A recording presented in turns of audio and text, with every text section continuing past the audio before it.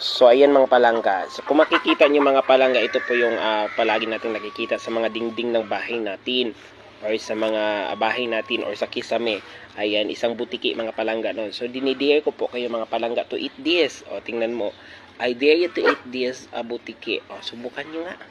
Ayan, nakakadiri. Grabe. Magmumukbang ng butiki. My God, si ate. Grabe naman ang yung sikromora ni ate. Ay, may comment na naman dyan, what if kainin mo kaya yan, bakla, o kainin nyo, basta ako ayaw kong kumain ng ganyan.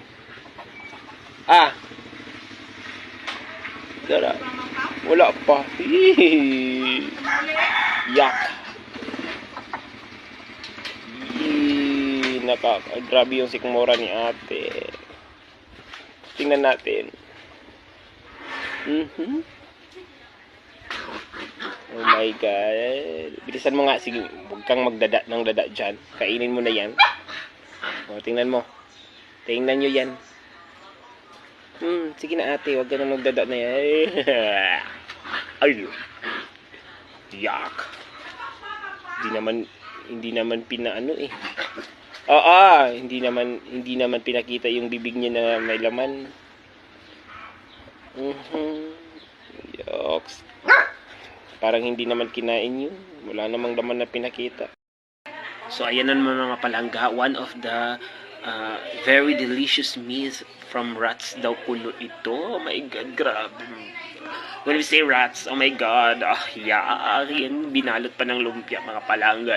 My God, nakakasuka kung tingnan. Ayan, tingnan mo ang daming sili. Parang may dabo siya. Tapos binalot ng ano. Oh my God. Grabe na talaga itong mga pagkain ng tao na ito. Kalood. Ayan mga plaga. Ayan yung finished product. Kalood. Yak. Very lood. Ayan. Diyos ko Lord. Bakit ganyan? Oh my God. Kuya. Ano yung kinakain mo kuya? Ginoo ko. It's a rats. I don't like that rats. Oh my goodness. I killed that rat using the 1, 2, 3. Oh my God. Diyos ko. Grabe talaga. Kadiri ka kuya. Kadiri, my God.